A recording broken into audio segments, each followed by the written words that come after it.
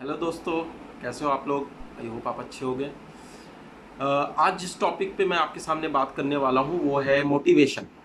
तो ये काफ़ी प्रैक्टिकल टॉपिक है और डे टू डे लाइफ में काफ़ी यूज़फुल टॉपिक है जो हम काफ़ी यूज़ कर सकते हैं और किसी भी मकसद को हासिल करने के लिए हमारे लिए काफ़ी ज़रूरी टॉपिक है। तो सबसे पहले हमें ये पता होता है कि हम किसी काम को जब शुरू कर रहे हैं तो हम मोटिवेटेड तो हैं, क्योंकि बिना मोटिवेशन के कोई काम शुरू करने का कोई फ़ायदा है नहीं। उस केस में अगर कोई काम शुरू भी करते हैं तो कोई भी स्ट्रैटेजी काम नहीं आएगी। विदाउट मोटिवेशन आप क्या कर लोगे? कुछ नहीं कर सकते। मैं क्या कर सकता हूँ? कुछ भी नहीं कर सकता। तो motivation is very important to start a work. ठीक है, लेकिन प्रॉब्लम तब आती है जब हम उस मोटिवेशन को बरकरार नहीं रखते। ठीक है, तो कुछ काम स्टार्ट करने से पहले मोटिवेशन तो होता ही है। विदाउट मोटिवेशन अगर कोई काम आप स्टार्ट कर रहे हो तो मत करो, कोई फ़ायदा नहीं। तो आज हम बात करने वाले हैं कि मोटिवेशन बरकरार कैसे रखें। एक लॉन्ग पीरियड ऑफ टाइम जो हमारे सामने होता है कोई भी काम करने का, उसमें हम अपने आप को मोटिवेटेड रखें कैसे। हर किसी का एक मकसद होता है। किसी को कोई एग्जामिनेशन क्रैक करना है, किसी को अपनी बॉडी बनानी है, किसी को स्पोर्ट्स स्टार बनना है, या किसी को कुछ भी बनना हो सकता है। तो हर किसी का एक मकसद होता है।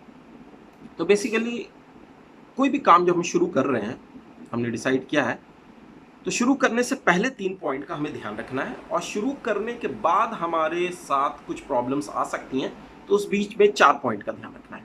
तो let us start with the point number 1 which we have to take care before starting any work. ठीक है, तो हमने सोच तो लिया कि हमें एक आईएएस ऑफिसर बनना है, उसके लिए हमें तैयारी करनी है, एग्जामिनेशन देना है। तो सबसे पहला काम क्या करेंगे? हमें एक टाइम फ्रेम बनाना है। हमें ये रिसर्च करना है कि हमें कितना टाइम लगेगा उसकी प्रिपरेशन में, और एक रीज़नेबल टाइम, ना बहुत कम ना बहुत ज़्यादा, रीज़नेबल कितना टाइम लगेगा।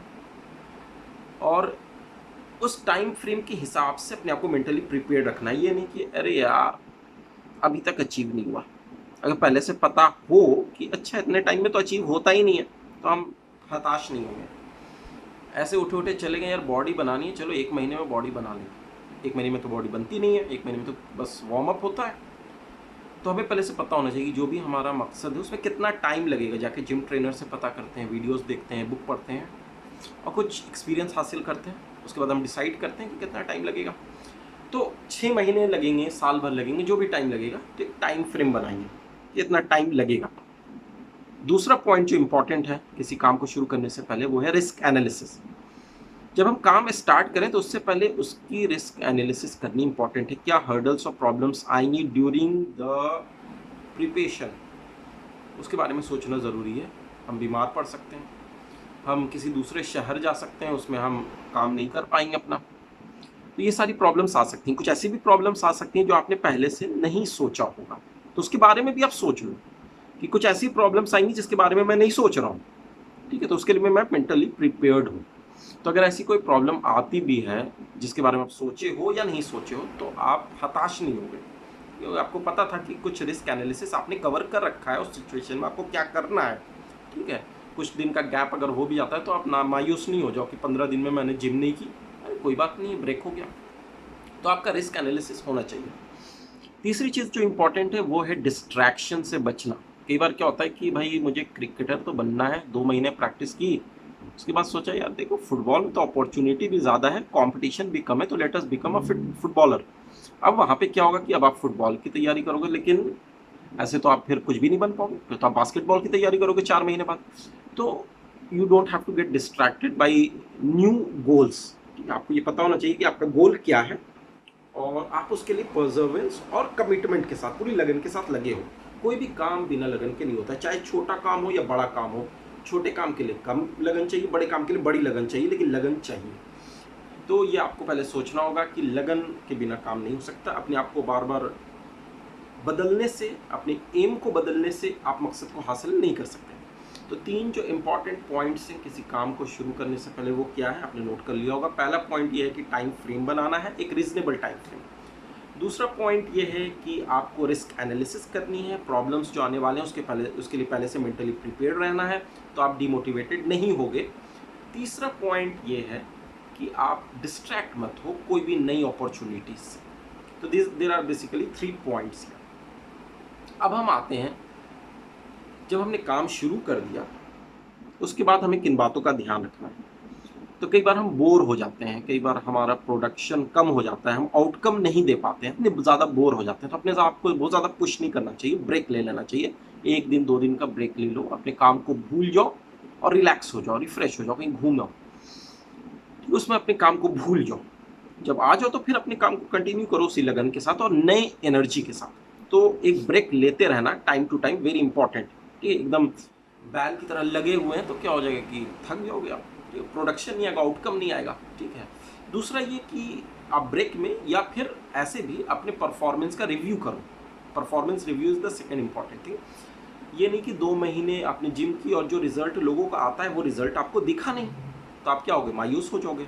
और वो इसलिए क्योंकि आपने time to time performance review नहीं किया, आपने ये नहीं देखा कि आप जो जिमिंग कर रहे हो उससे आप सही डायरेक्शन में कर रहे हो या नहीं कर रहे हो। ठीक है, आप बहुत सारे टेक्निक सही नहीं कर रहे होगे, उससे आपको आउटकम नहीं मिल रहा होगा और आप लगे पड़े हो 2 महीने तक। तो नहीं, तो हर वीक हर 10 दिन में देखते रहो कि आप सही कर रहे हो या नहीं कर रहे हो, लोगों से फीडबैक लेते रहो।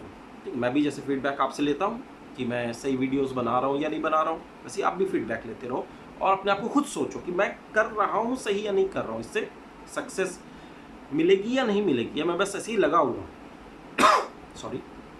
तो परफॉर्मेंस रिव्यू इंपॉर्टेंट है। तीसरी चीज़ यह है कि कम रिजल्ट पे राजी मत हो। आपका एम अगर लाल बत्ती है, IAS ऑफिसर है, तो ये नहीं कि कलर की जॉब मिल रही है, चलो कुछ पैसे तो आ जाएंगे कर लो, नहीं आ तो जाएंगे, लेकिन लॉन्ग टर्म में जो आपका गोल था वो फुलफिल नहीं हो पाएगा। तो आपके दिमाग में होना चाहिए कि ओके फाइनली मुझे जो है लाल बत्ती की गाड़ी चाहिए। तो उसके लिए आप लगे रहो, आप अपने एम को कम पे राजी मत कर लो। ठीक है, आपका पहले से माइंड मेकअप था ही कितना टाइम लगने वाला है, आप उसके रिस्क एनालिसिस भी कर चुके हो, आप डिमोटिवेट नहीं होने के लिए आप डिस्ट्रैक्ट भी नहीं होना चाहते हो, तो आप कम पे क्यों राजी हो रहे हो, आपके पास सब कुछ पहले से प्रिपेयर्ड है। ठीक है, थोड़ा ऊपर नीचे हो जाएगा, रिस्क एनालिसिस में थोड़ी चेंजेस हो सकती हैं, 2 साल की जगह 3 साल लग सकता है, लेकिन फिर भी उसके लिए आप मेंटली प्रिपेयर्ड हो। तो बेसिकली आपको ये समझना है कि आपको कम पे राजी नहीं होना है। कई बार ऐसा होता है कि कुछ चीज़ें आपको अट्रैक्ट कर जाती हैं और आप अपने मकसद को छोड़ सकते हो। तो आप तुरंत से याद करो, अच्छा मेरे दिमाग में तो वो लाल बत्ती वाली गाड़ी है, मैं कलर की नौकरी करके तो कभी वो पा नहीं सकता हूँ। अच्छा मेरे दिमाग में तो सचिन की तरह क्रिकेटर बनना है और मैं यहाँ पर जिम ट्रेनर बन के तो वो कर नहीं सकता हूँ। तो तुरंत आपका मकसद आपको जो है वो स्ट्राइक करना चाहिए। चौथी जो इम्पोर्टेंट चीज़ है वो ड्यूरिंग द वर्क आपको मोटिवेटेड रखेगी, वो है using some motivating tools to keep your spark up. क्योंकि आपके अंदर जो स्पार्क है वो काफ़ी इंपॉर्टेंट है काम को करने के लिए। अगर आप बस ऐसे ही लगे हुए हो तो उससे ज़्यादा प्रोडक्टिव काम नहीं कर पाओगे, आपके अंदर स्पार्क होते रहना चाहिए। तो उसके लिए क्या है कि आप कुछ वीडियोस देखो, कुछ सक्सेसफुल पर्सन की स्टोरीज पढ़ो, डिस्कस करो और उससे मोटिवेटेड फील करो। तो बेसिकली अब हमने क्या 4 चीज़ सीखी जब ड्यूरिंग द वर्क हमें करनी है। वो है पहली ये चीज़ कि हमें ब्रेक लेना है टू गेट रिफ्रेश और with new energy late us start the work always. दूसरा, हमें परफॉर्मेंस रिव्यू करना है, हमने सही किया है या नहीं किया है, और उसको चेंजेस करने, ऐड ऑन करने अगर कुछ ज़रूरत है तो प्लान्स में थोड़ा ऊपर नीचे करना है। तीसरी चीज़ जो इम्पोर्टेंट है वो ये है कि हमें कम पे राज़ी नहीं होना है, हमारा गोल जो है वो हमारे लिए इम्पॉर्टेंट है, वो हमारे दिमाग में होना चाहिए। चौथी चीज़ जो ये है वो ये है कि हमें मोटिवेटिंग टूल्स यूज़ करना है अपने आप के आग को जारी रखने के लिए, स्पार्क को जारी रखने के लिए। तो उम्मीद है आपको ये सारे मोटिवेटिंग टेक्निक्स पसंद आए हों, तो आप मेरे वीडियो को लाइक करेंगे और मेरे चैनल को सब्सक्राइब भी करेंगे और मेरे दूसरे वीडियोस को भी देखेंगे और लाइक करेंगे। और अगर आपको मोटिवेटिंग टेक्निक्स कुछ और भी पता है तो आप मुझे नीचे कमेंट सेक्शन में ज़रूर बताएं। Thank you.